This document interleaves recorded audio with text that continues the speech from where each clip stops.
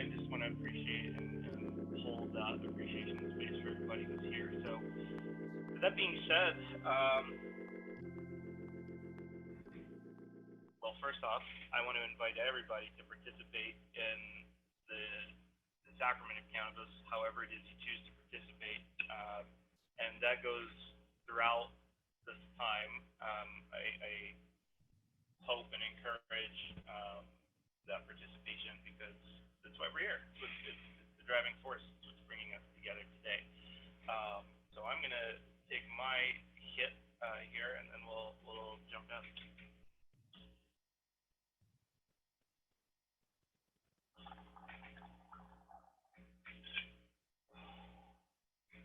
All right, I have to remember my camera is here, and I need to talk to it rather than my phone, which can hear me, uh, but I don't need to direct my words quite so effectively at it.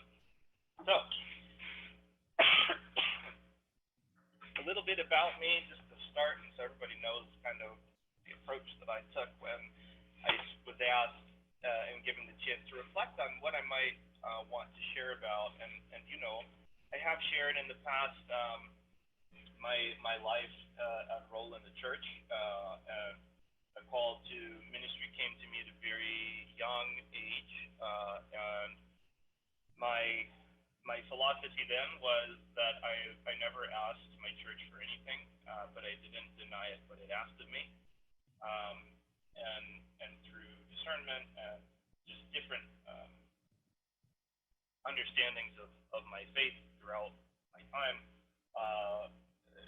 was eventually called to orders several times, first as a deacon, then a priest, and then ultimately as a bishop.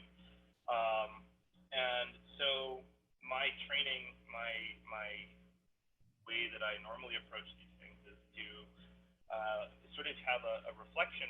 My homilies are more based off of breaking open the word, right, and making it approachable and accessible. And so this sort of extemporaneous reflection was a bit of a challenge for me, and it was an exciting one, because one of the things that I love most about cannabis and all of us here together is that connection, that ability to, you know, I kind of joked about it once, right? Like, so if you're walking down the street and you can smell it in the air and you're looking around, right? You become like a little meerkat. You're like, oh, who's cool? Who's cool? Because you know there's a shared understanding that if you come to cannabis, there's a reason for it usually, and if there wasn't a reason for coming to it, there's almost always a reason for staying with it. Um, and those experiences, for me, have been much more in common than they have been different for most of the conversations and encounters that I've had. And so I was trying to think about balance and about acceptance and the different themes that we've touched on, and how I might elaborate on that as from a cannabis perspective in my own life as a testimony. And so today, what I want to share and explore is how I've come to find balance and reconciliation in my own spiritual life, in my own spiritual path that's been rather tumultuous at times, and then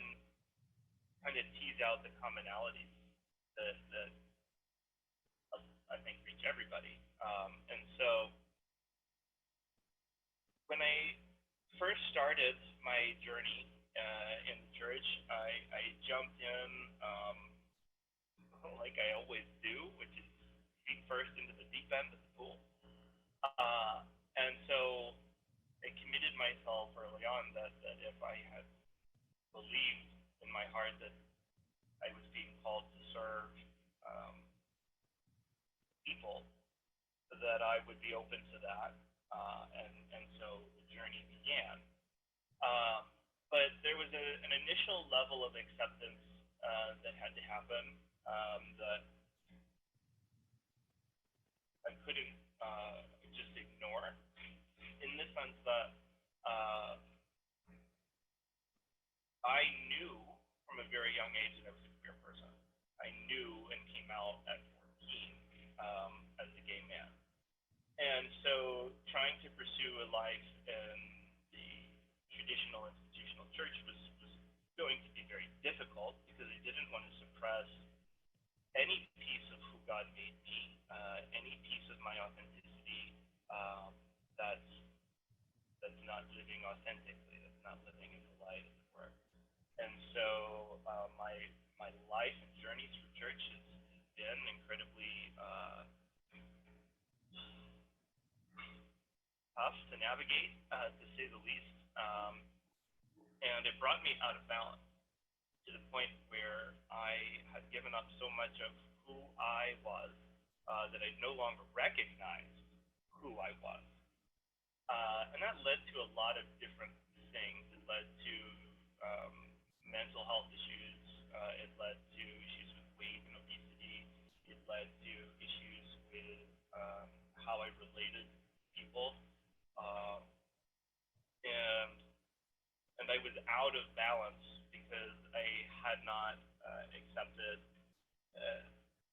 a large portion of, or I was trying to live distinctly from a portion of who I was, of the truth that God had created in me.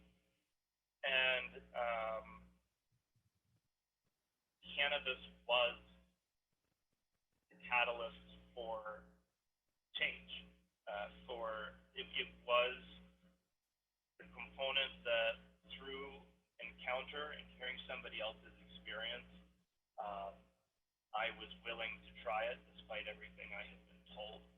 And so, as I said earlier, telling the true story of cannabis, or giving cannabis its own voice to tell its story, is incredibly important for me because I stayed away from it for so long because of what I had been told. What we've all heard the stories, we've all seen the commercials and the propaganda, and we've all been through it. But for me, in church, it was particularly strong, and it was particularly, it was a cause for concern, and so I never was open to what cannabis could do for me in any capacity. And it was sort of an encounter with somebody who was willing to share their very honest experience of life with me, and how cannabis helped them through that. And that was the only reason that I, when I could, tried cannabis for the first time. And it led me to the realization that I was not making wellness choices. It wasn't any one thing. It was just as if I had been drifting for a number of years, and I had drifted to a place that I didn't recognize, that I was unfamiliar with. And I think if you can put yourself in that position, like, you start to panic, right? And I didn't know where to go, and everything that I had been taught, everything that I had used to ground me, it wasn't working. And so, at that point, to go to even traditional pharmaceuticals and have a conversation about mental health was taboo in the church, but pursued that, and they didn't work flat out. They continued to add weight, and I felt worse about myself. It became, the end of the rope, as it were, where my back was up against the wall, and it was like, okay, you have the ability to choose something for yourself, to try something that you've heard has helped somebody else, or not. What do you have to lose at this point? And that was how I came to cannabis. It's not a fun, loving story. It's not, I didn't smoke with my friends in high school. I didn't. I wish I did. Maybe I would have done better. Maybe I would have focused more. Maybe I would have been less interested in joining every activity at school, right? But that wasn't how I came into it. I came into it in a very real way, where cannabis said, didn't know it, but would ultimately save my life. And I can say that with confidence because now, a couple of years later, I am no longer obese. I'm back to a very healthy and sustainable weight. I no longer live in a crowded city. I made the decision to up and move back to my native Vermont, where we live on a farm, and grow as much of the food that I consume as possible. And the food that I don't grow with my own hands, right? I live on the farm, so the meat is here, the chickens are here, the eggs are here. So they're all wellness choices. It's a wellness. Cannabis for me was an ability to choose wellness for myself for the first time, and then start the process of bringing myself back into balance, one decision, one wellness choice at a time, right? And cannabis not only gave me the encouragement or the empowerment to do that because I already made one choice and it was a good choice, right? Self-positive reinforcement, right? And that led to another, it led to another, it led to another. It led to, choosing intentionally fresh air over polluted air. It came to removing ourselves from noise and light pollution to get restful sleep, right? These are wellness decisions that I made as a result of finding balance and finding sort of hitting my stride, as it were, because I was no longer under the influence of pharmaceuticals with all these crazy effects, right, side effects. It was no longer, I'm no longer buried in excess weight on myself, and I don't feel guilt about the food that I consume or have questions about what might be in it. And so these are big steps that can, I think, sometimes feel inaccessible. But really, what's the most accessible is that feeling that cannabis can be a wellness choice, even if you use it for fun, right? Or as medicine in a different way. Cannabis can always also be a wellness choice. And then the beautiful thing about it, which is, to me, the beauty of religion, is that it's a personal journey that you begin to walk. My journey led to very drastic decisions, very drastic moves, changes in my life, but it doesn't have to be that way. Not necessarily. Maybe that's not what you need. And so when you are able to make that first wellness choice, that first decision to find balance, to find alignment in yourself, right, it becomes easier and you become much more motivated to want to make wellness choices for your mental health, for your spiritual health. And so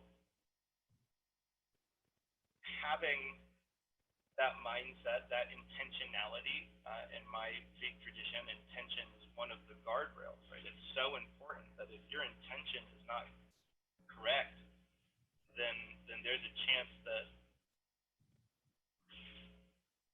what we're here is that the sacrament isn't confirmed, right? And so what is your intention in your relationship with cannabis is almost a question that I ask people who ask me about my relationship with it in this way. And I just simply ask, well, are you intentional with your relationship with cannabis? Have you set that wellness decision for yourself? Do you see it that way? Because if you do, then it starts to lead you down a path. And you get to experience that sacred sort of hand-holding, that sacred guidance from within, because you have maybe you have a little bit more clarity. Maybe you have the ability to focus and sit with your thoughts that aren't racing any longer. Maybe the pain that you're experiencing somewhere else in your body is no longer as excruciating, and so you can think about something else without the burden of that pain, right? It's a unique invitation for every person who encounters it, and again, each time it's going to lead you down a path where you're not going to be presented a miracle step-by-step guide to wellness, but for me it was an invitation to see things differently than I did in the past to approach and encounter and embrace things, right? Like when I was a kid, I couldn't wait to leave Vermont. I could not wait to move to the big city, get out of my small town, and never look back at those green mountains in the mirror until I got to a place when I recognized that I was out of balance. I missed the seasons. I missed fall and winter and spring. My body was trying to live in balance, but in an environment that is strong and hard. It's just hot most of the time in DC. It's hot and humid and loud, and my body was telling me this is not sustainable for us. This place is not where you're going to find balance. And so you never know where the adventure is going to lead or where it could lead you. And that I think is the great mystery, right? That cannabis helped me understand that maybe my life is less about planning and more about living. And it's a lot easier to accept things that happen to me or that I encounter or hear about. I slow down, experience them,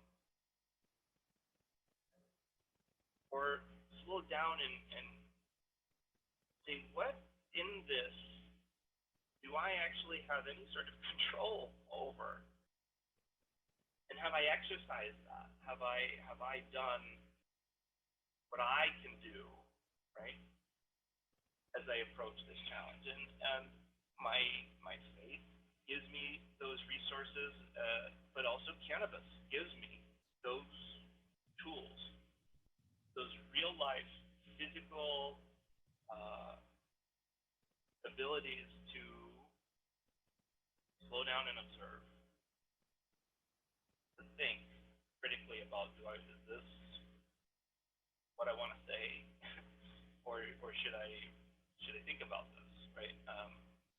And so when I really think about my relationship with cannabis, and yeah, it's a little bit evident to see how cannabis brought me into alignment or into balance in my physical health and my mental health. But what's less evident on the outside is how did cannabis help me in my spiritual health, my spiritual path, right? But again, one decision led to another.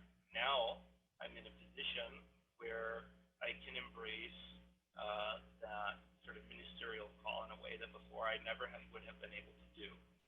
I can set out to bring balance to, I think, the world that's out of balance right now, and to do that in a way that I know how. And cannabis is, again, the front and center of that, right? The ability to slow down and say what is and what is not a tiller of your faith, right? What is given to you by God or the universe, and what is later constructed by man? And how do you discern those two things if your mind is racing, if your thoughts are spinning, right? How do you discern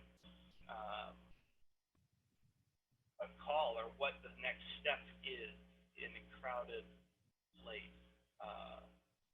I look to nature for inspiration. I'm surrounded by beautiful nature now, and it mostly grows in silence and stillness. Yeah, the occasional storm. But when the leaves change in the next couple of weeks here in Vermont, it's going to do so in the still of the night. And my own spirituality needed to have a little bit of stillness before it could discern the path forward.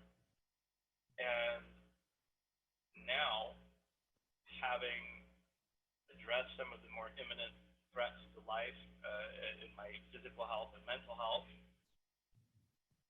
the focus is turned to addressing any sort of deficiencies in my spiritual spiritual health. And so once again, the pendulums, right? It's no longer just a pendulum that swings one way to the other, but really we have multiple that we're all trying to keep in line with each other as best we can. Um, and so for now, cannabis has gotten me to the place where I have a set routine in my physical health, which has created wellness in my mental health. And now I have a routine in my spiritual practice, right? And so my spiritual practice is leading me back into an active form of ministry that I did not expect where life is going to bring me. But again, the journey is, you never know. You never know where you're going to be going. As long as you're open to taking the journey, then, that's walking in the mystery, right? That's the ability to surrender a sense of, I need to be in control always. And it takes a lot, right? What are you surrendering to? It's God, for other people, it's the universe, or the greater sense, right? The greater organizing divine. There are lots of words for whatever power or being. What to me is essential is that it unites each of us.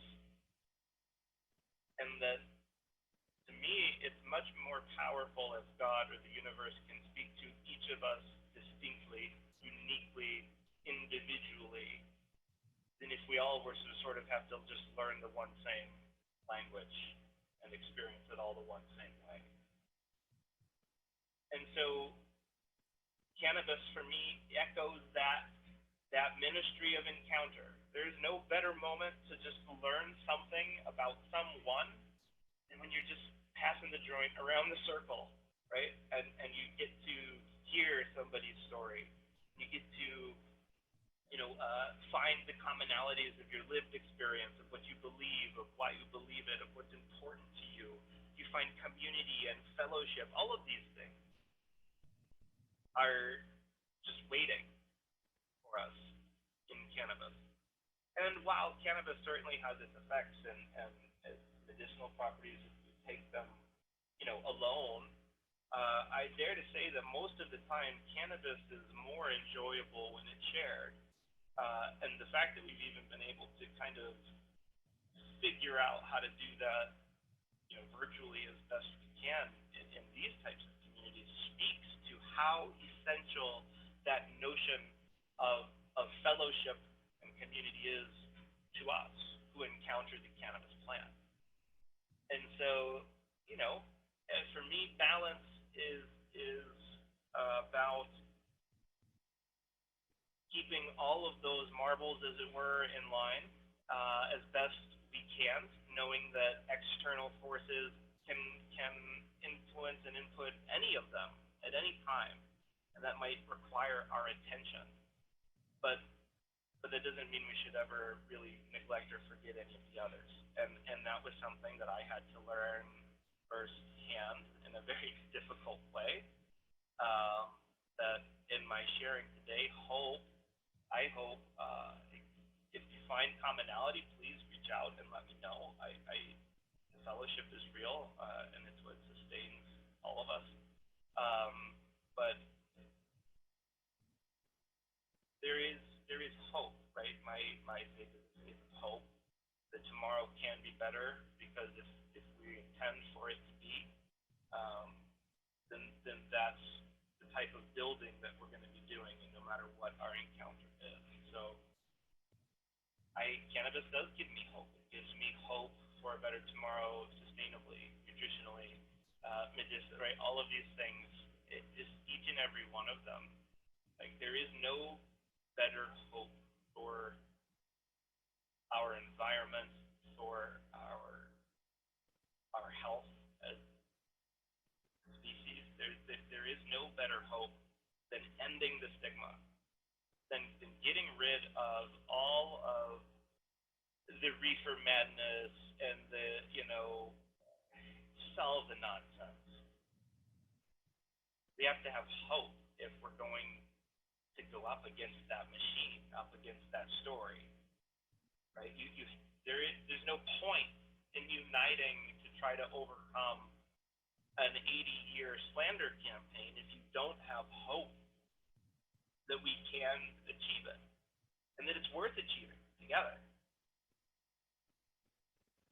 And that is, one of those things when you're in line, when your systems are firing on all cylinders, we are then able to contribute to our communities and do it in a way that doesn't deplete us, right? Like, yeah, it's good to get involved, but not at the cost of draining yourself to then you can no longer give of yourself, right? There has to be balance. And so grounding myself in hope for tomorrow, there's a lot of reasons to think that the world is really dark. I mean, there are so many reasons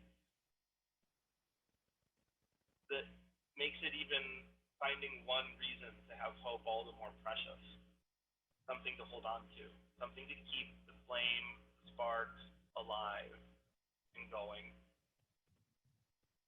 Whether that's laughter from your friends and family, the feeling of love when you embrace somebody, that feeling of relief when you take a hit or have your drowning dissipate, infused. Whatever your reason for hope is today, tomorrow, the future, let it ground you.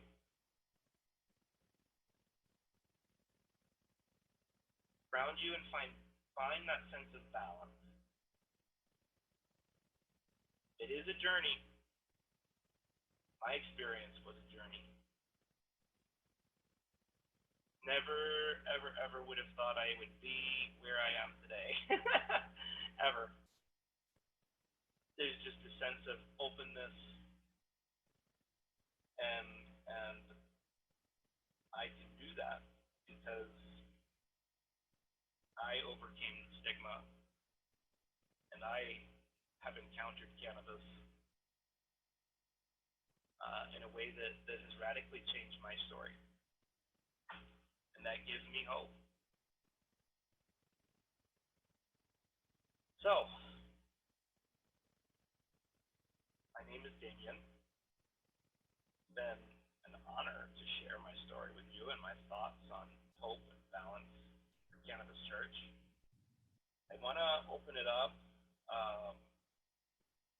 Casey, how do we want to do this? Should we open it up in Clubhouse and then Zoom? Well, okay, let's, no one on Zoom wants to testify, so don't worry about them. Okay. I'm going to go ahead and record my own follow-up testimony to everything you just said through Zoom. So open it up to Clubhouse. If anyone wants to come up on stage and have a discussion and discuss among yourselves, feel free. I'll be back to join y'all in a moment after I do the little Zoom recording. Awesome. So, yeah, that's what I've got. I mean, I don't want to talk everybody's ear off for too long, but I am grateful for everybody. Zach, David, Leah, Jude, Stacy. Although, Damian, I do need you to mute yourself on your end of Zoom. My end of Zoom. Okay. Too many control screens.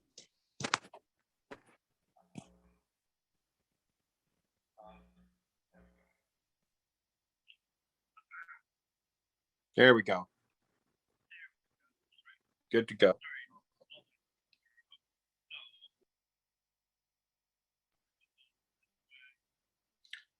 Okay.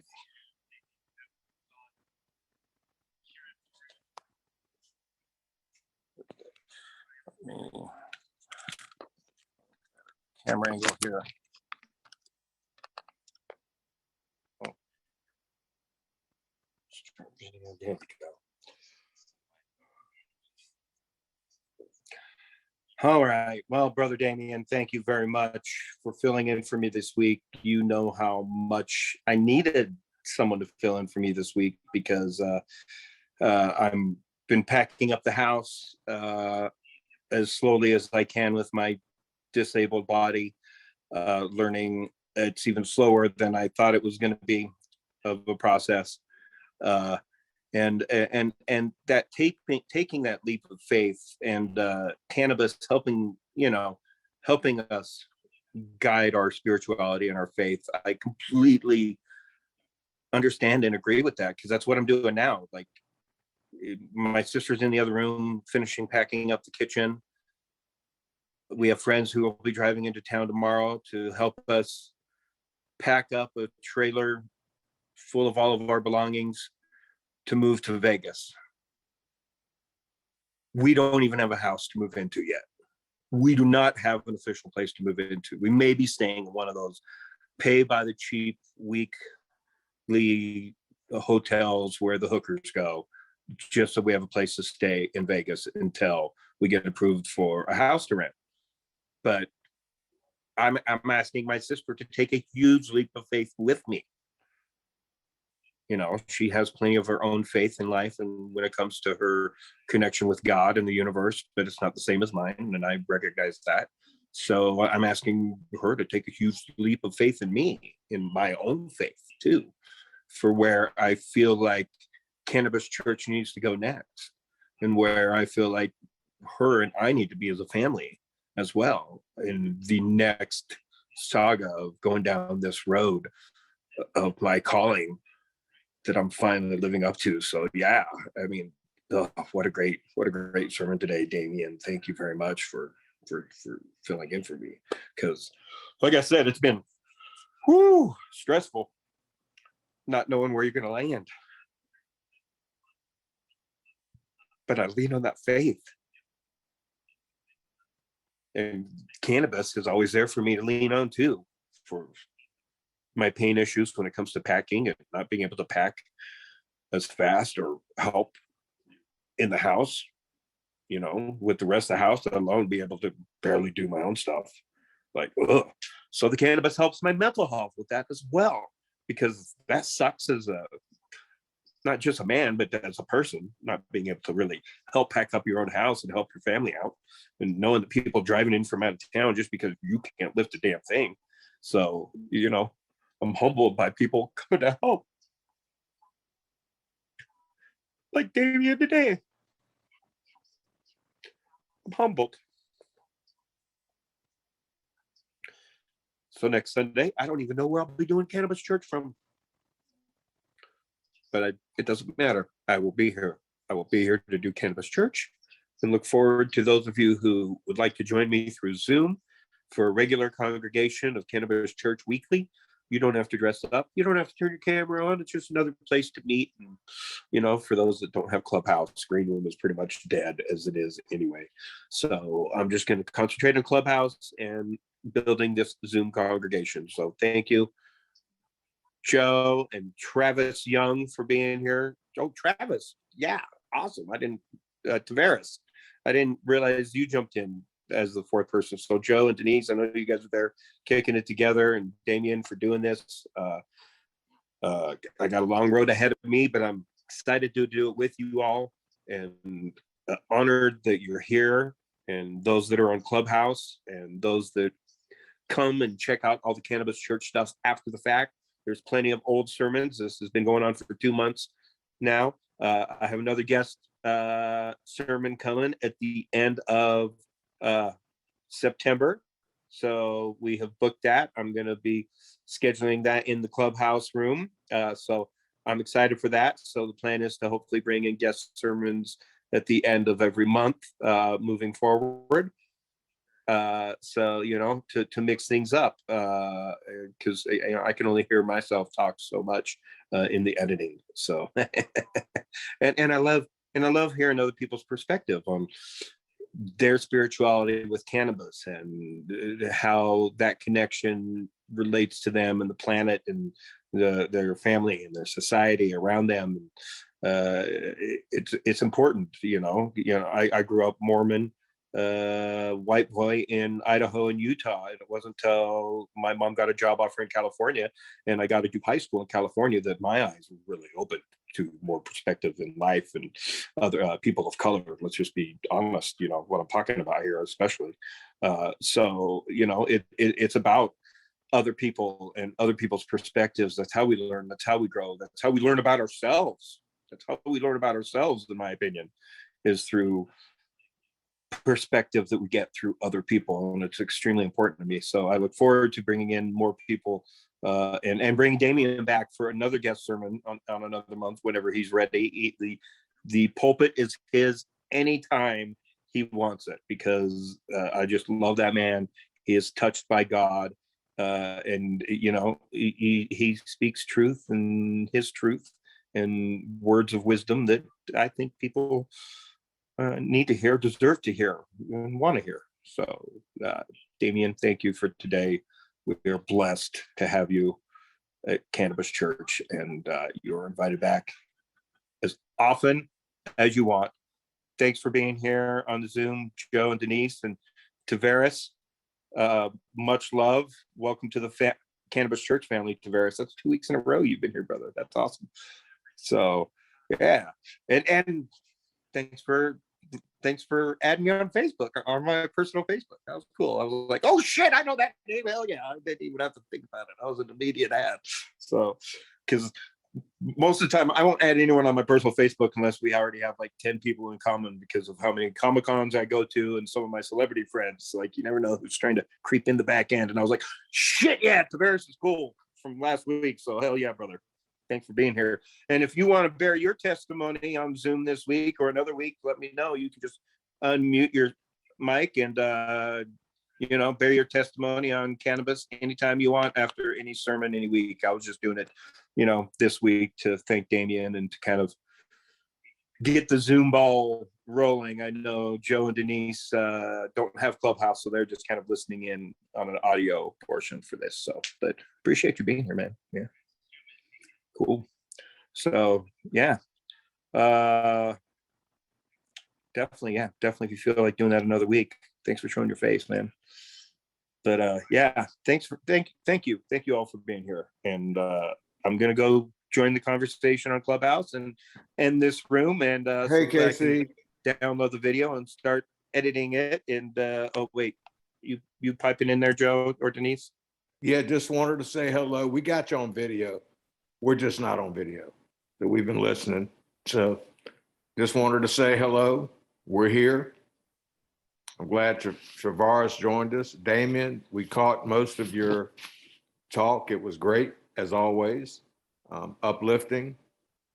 You know, um, you know, I started, when I started using cannabis way back when I was a kid, I did it to get high. Didn't know anything about medicinal properties. I was just looking to get stoned, and I stayed stoned.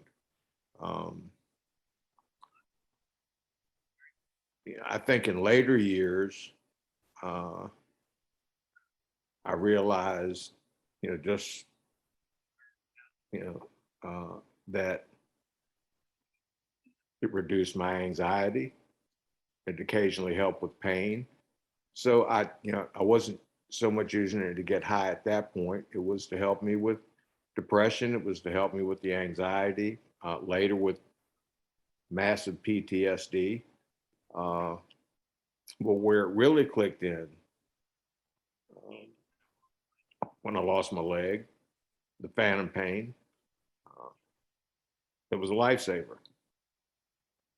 It got conflicting where, because of the field I was working on, going into courthouses and, interviewing detectives and all this stuff, and I'm going in there high, and that wasn't working for me too well. But but from a spiritual standpoint, and this is most important for me, because I spent a lot of time, searching, looking for answers, asking questions, and had the opportunity to do a lot of reading and self-reflection. And I found that through the studies, all the way through back history, all the way back through history, the shamans, the priests, from different religions, different belief systems, Native Americans especially, had their sacred bowl, their sacred pipe, whatever you wanted to call it. They had some natural plant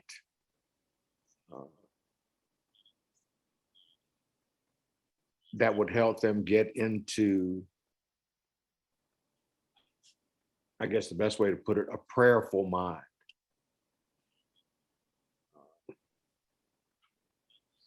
Because our brains have been so conditioned by, the world that we live in.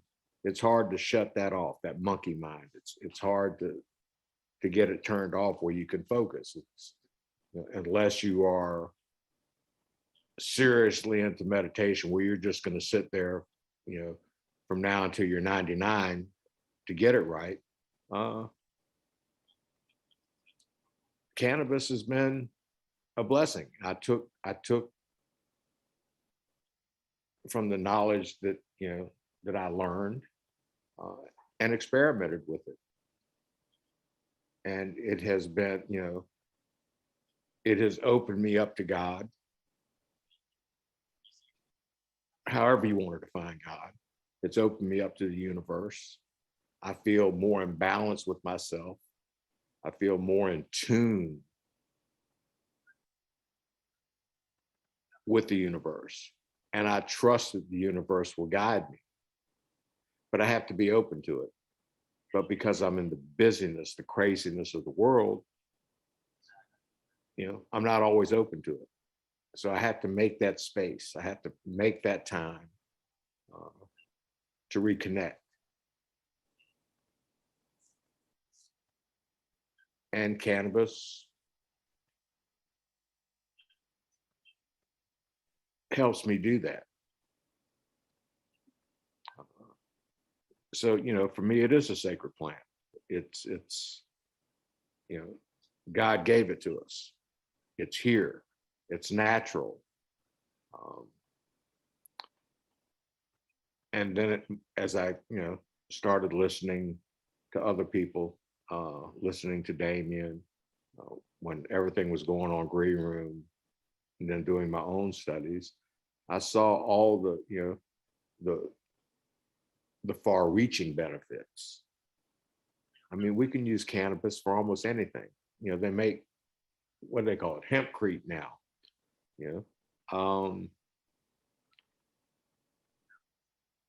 This is cannabis is something from the earth that can be used to heal the earth. It can help us create sustainable communities, self-sustainable communities. So when I think about purpose and what I'm supposed to be doing in this life, we're stewards. We were called to be stewards of this planet. And what better way to be a steward of the planet than to take something that's that the planet is giving us and say, here, feed me this. This will heal you. And it will heal us on so many different levels. But at the same time, I mean, things are changing, laws are changing, but there's always going to be an avant-garde. And that's where I think I'm at. And I'm trying to find my way into being a better steward. How can I get this out there? How can I start growing? That's what had me and Denise thinking about the farm.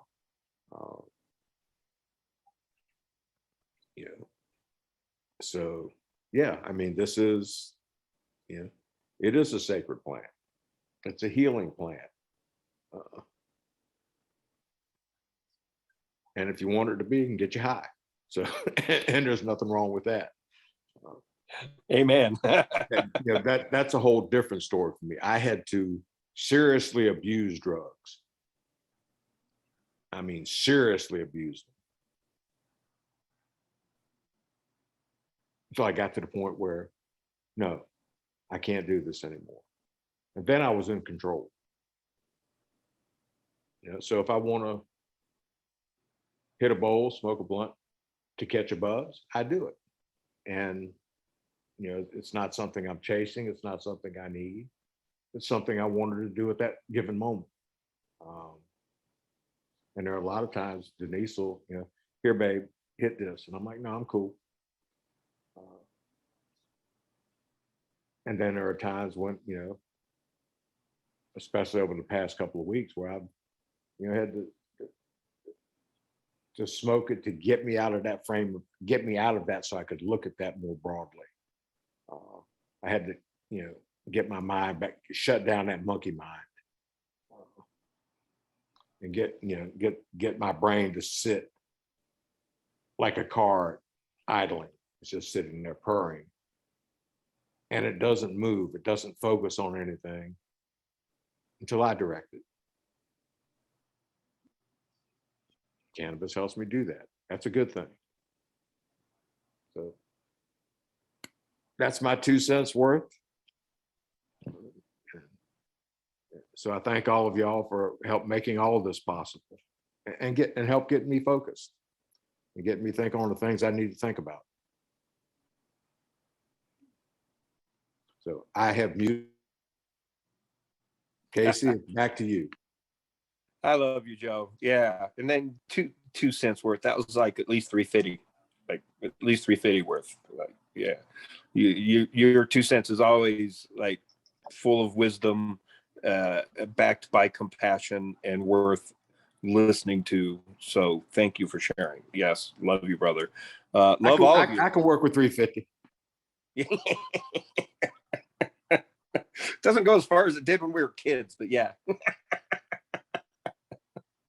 Oh my goodness. Well, all right. Well, I need to put together like an email list to make, Zoom an official thing weekly and easier to get to all of you easier, and grab your information to Veris as well. That works for me. It was good. It's good talking to you guys, listening to you guys.